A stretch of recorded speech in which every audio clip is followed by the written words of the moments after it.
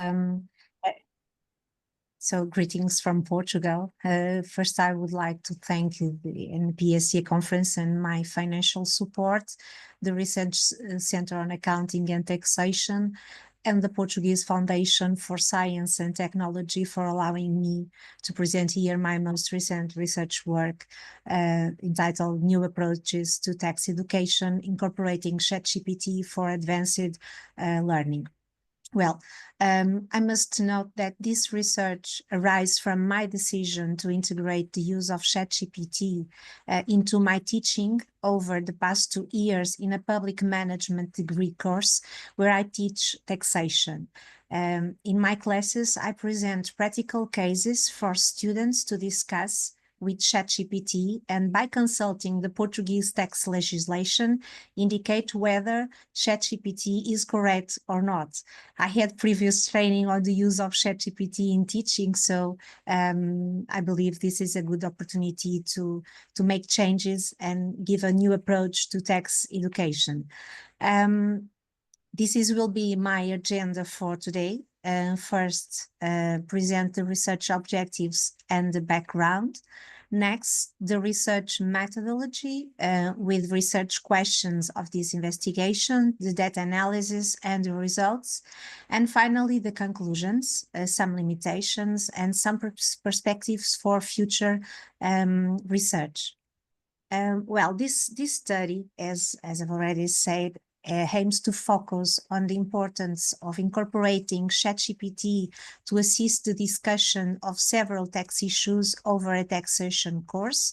This is an innovative study because there are no study on tax topic and not many colleagues use this method. So I hope it will serve as an example for other colleagues in the area of taxation.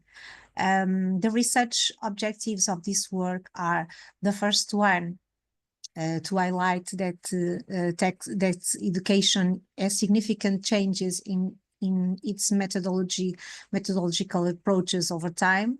The second one is to explain that those engaged in the act of teaching and learning cannot afford to remain static. The third is to discuss the role of artificial intelligence as an universal reality in education. The fourth is to introduce ChatGPT as a potential for foster students' critical thinking abilities. The fifth and the last one is to present a novel approach to tax education that incorporates ChatGPT to support advancing learning in taxation. About the background, I note that in the field of modern education, authors highlight that education research as acknowledges the value of transformation, which offers an opportunity for researching and rethinking how appropriate and successful educational practice may be.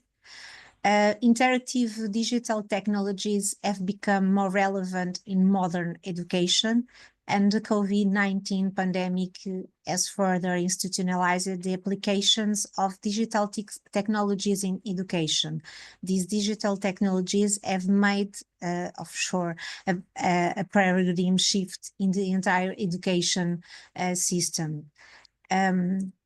In the topic of artificial intelligence and education, I must say that authors argue that with the continuous intervention of AI tools in the education sector, new research is required to evaluate the viability and feasibility of extant AI platforms to inform various pedagogical methods of instruction. Also, AI implementation led to the evolution of robust evaluation and assessment methods, resulting in heightened faculty engagement levels.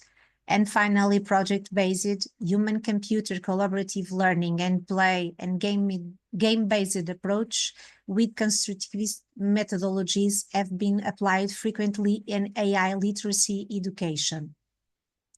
Well, in the sphere of using ChatGPT in education, authors focus that the potentials of ChatGPT include, but are not limited to, the development of personalized and complex learning, specific teaching and learning activities, assessments, asynchronous communication, feedback, accuracy in research, personas, task delegation, and cognitive offload.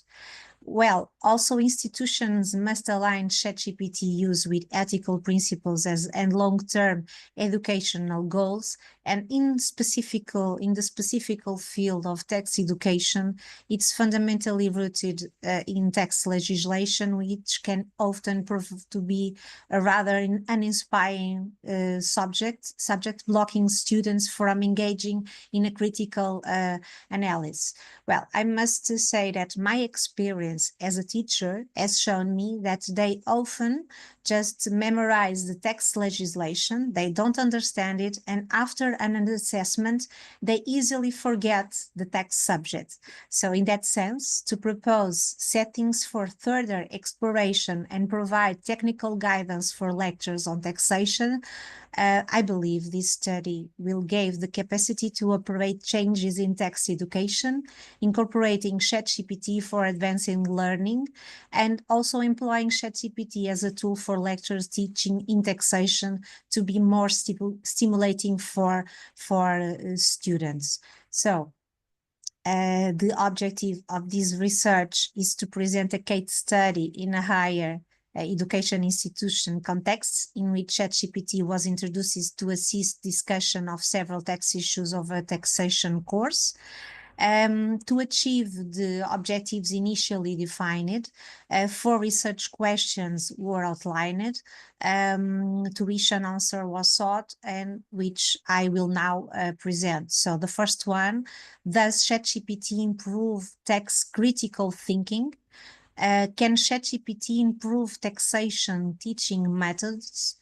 The third one, can ChatGPT provide technical guidance for lectures in taxation? And finally, does ChatGPT enable students to achieve better results in tax subjects? Well, as far as research methodology is concerned, this research is based on a case study in the School of Management of the Polytechnic University of Cávado and Have in Portugal, in which ChatGPT was introduced to assist discussion of several tax issues over the taxation course, as I already said, of public management degree, where I teach taxation. I must share with you that this research project for me aims to listen students to gather information of a qualitative and explanatory nature about students' perceptions of the use of ChatGPT in taxation classes. So the chosen technique was a semi-structured interview. The advantage of a semi-structured interview is that it focuses on one topic, the use of ChatGPT in tax classes, for which a script of main questions has been prepared, supplemented by other questions specific to the circumstances at the time of the interview.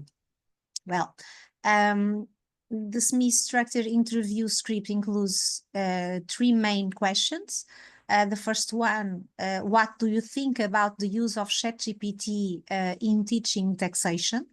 The second one, do you think the learning was different using ChatGPT?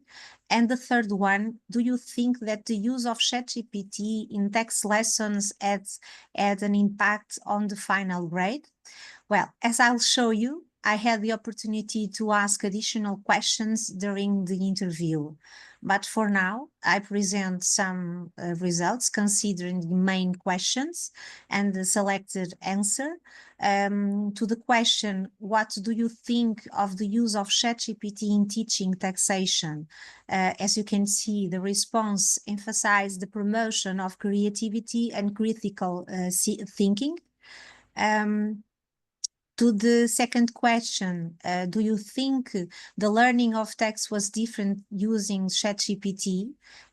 Also, as you can see, the answer highlights the use of a tool that goes behind the study of tax legislation. And the third one, the third question, do you think that the use of ChatGPT in text lessons has had an impact on the final grade. The response underlines the refutation of ChatGPT and the study that preceded.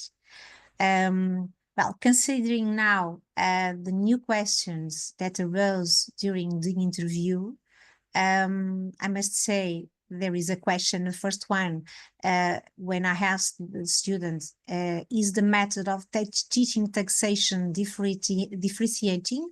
As you can see, the response emphasized the innovation in the method and a better understanding of taxation matters. Also to the question, it's been said that ChatGPT creates a lot of illusions. This is a happy question because everyone tell that ChatGPT sometimes it's kidding with us, isn't it? So the question is, do you think ChatGPT behaves when it comes to taxation? As you can see, ChatGPT, the answer refers that ChatGPT often tells us to consult an expert. So this answer highlights the lack of ChatGPT information about Portuguese tax legislation and the ability to consult tax legislation to discuss it. Finally, another question that arose, have you had to refute ChatGPT many times? The answer was yes, quite a few times, but the response underlines the power of ChatGPT to lead students to study. So I think this is our good responses to this exploratory research. And now I'm showing you the responses graphically in this figure on the slide. Which highlights the most used words. Here I used Voyant Tools, that is a web-based text analysis and visualization environment. It's a free software, by the way. It is a scholarly project that is designed to facilitate reading and interpretative practice. It's very interesting that analyzing the words in the interviews answers that stand out, refute and legislation. So this is very interesting in the field of taxation. Now to present the conclusions, I would like to stress that from the perspective of active learning, this research allows to conclude that the use of ChatGPT encouraged creativity and critical thinking, making taxation lessons more dynamic and engaging. And from the perspective of advanced learning, first, this study shows that the need to refute answers led students to consult notes and text legislation, improving understanding and preparation for assessments.